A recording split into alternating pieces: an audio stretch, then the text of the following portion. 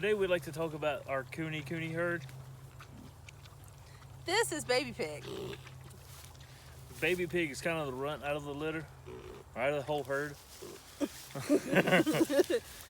I found out about Kune Kunes online when I saw a picture and saw how cute they were. And I just could not believe their sweet little faces and their little noses.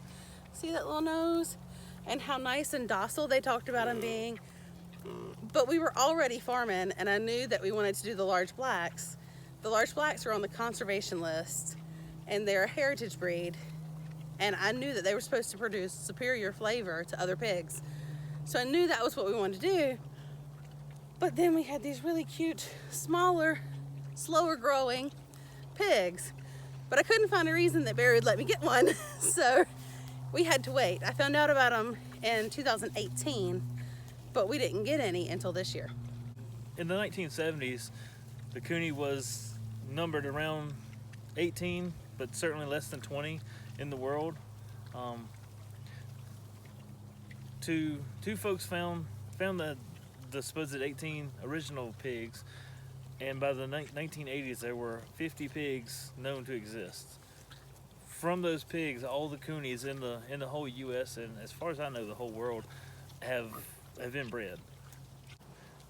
Right now, there's over 200 registered in the U.S. as breeding stock. This herd is not registered, but they are cute. Earlier this year, we had decided to get sheep. We wanted sheep to help with some land clearing. Everyone told us that we should get goats, but we don't drink goat's milk and we don't eat goat meat. So I didn't really want to go into a goat venture. Plus I was told that for goats, you have to have really good fencing.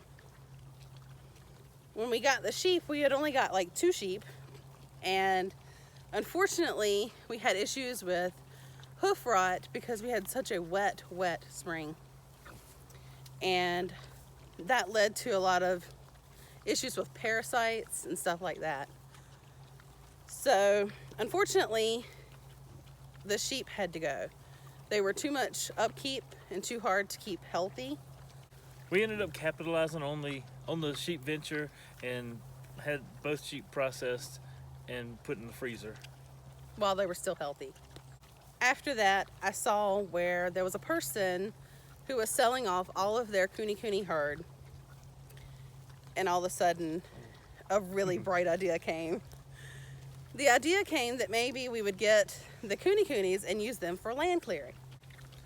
Initially, we had to train these guys to fence. They were kept in a cattle panel style fence, and it wasn't electric.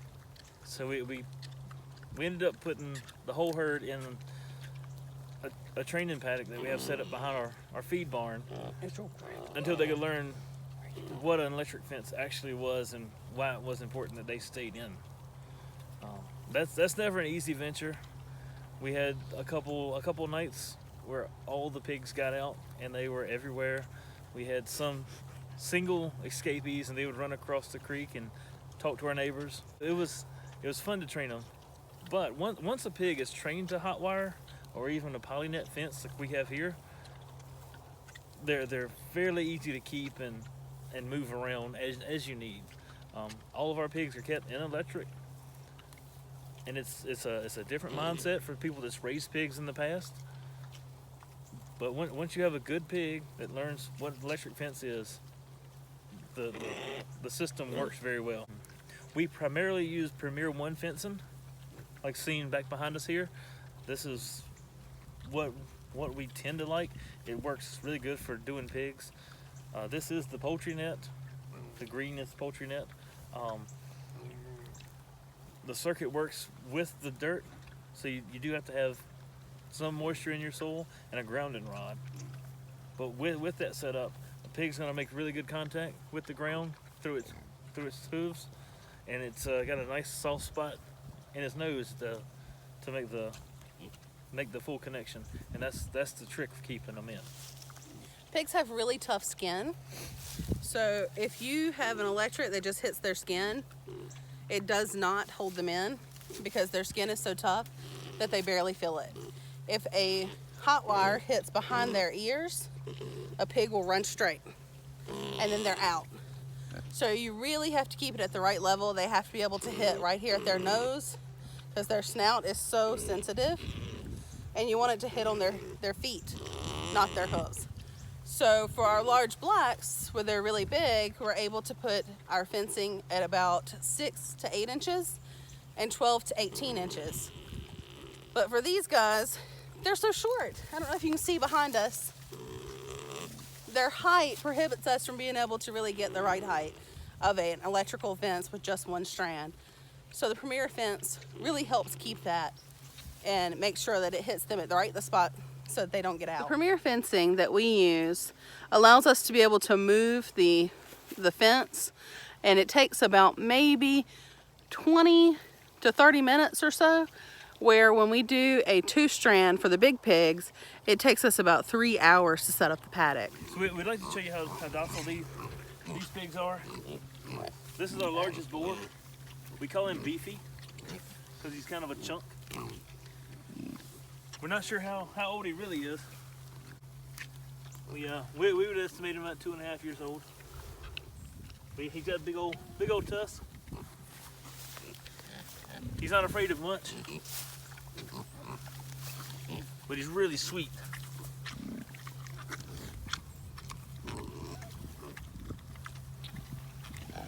This guy's Fred.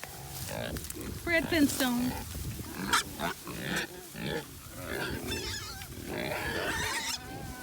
Fred's a lot more shy,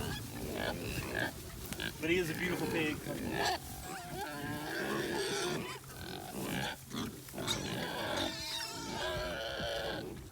Short snouts do not root the same way that long snouts do. Normal pigs make giant craters, but the Kunekunes, these are very small spots where they have dug in just a little bit, and they kind of just turn the grass over more than they actually root. It's less destructive to land.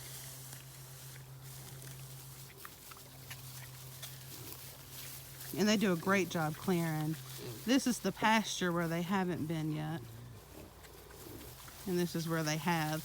And we'll come back through here and reseed with rye and clove. As pigs follow our land clearing progression, we're going to move to this small paddock we've got here. I cleared out a path with the tractor and just kind of knocked some heavy bushes down. I'm not sure how many stumps are in there, but that was a spot that was clear enough to get. So we're just kind of going with what we have until we can find out what's in there and we can develop better paddocks. We can show you in a minute where the pigs have already been and what they've cleared out and how much easier it is to access those areas. When we first moved in, this pine tree behind us had started falling down. We didn't have the time or the equipment to really deal with it. So now that it's mostly on the ground, we can get pigs in it to clean up underneath. And I can get in with some saws, and now we have a tractor, and we're gonna push it over and clear it up.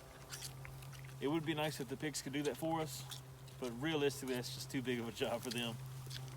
We didn't clean up the tree before the pigs moved in because the tree was mostly stable and the tractor couldn't pick it up with the front end loader.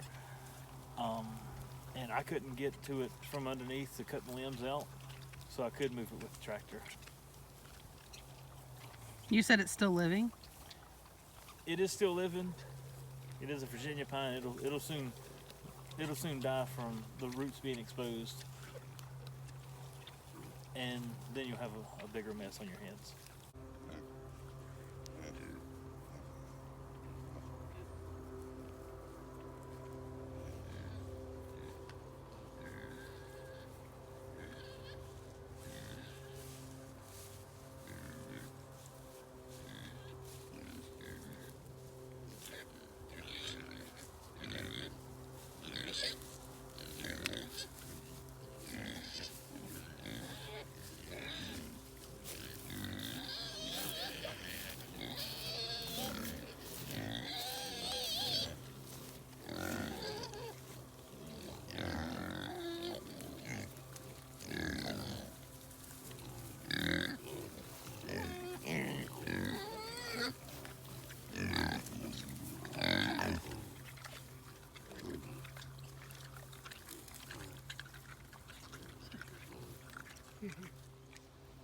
I'd like to take a second and show you the progression of the pigs through their original paddocks.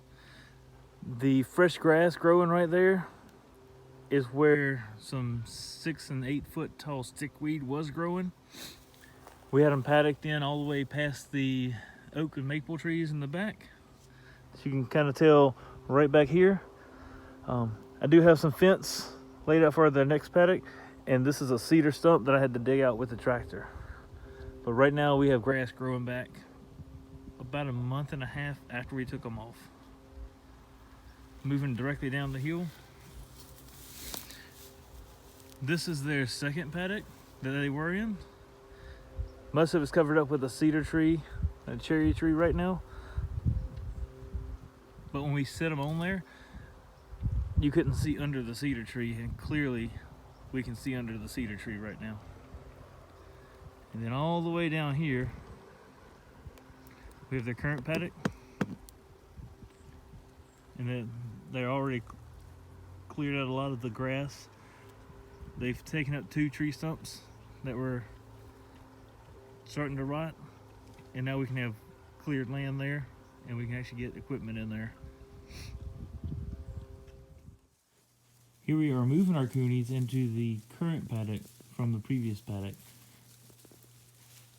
You can notice once that 1 or 2 of them realize what's going on, they're all eager to get to a new patch of forest and grass and to see what's available for them down there.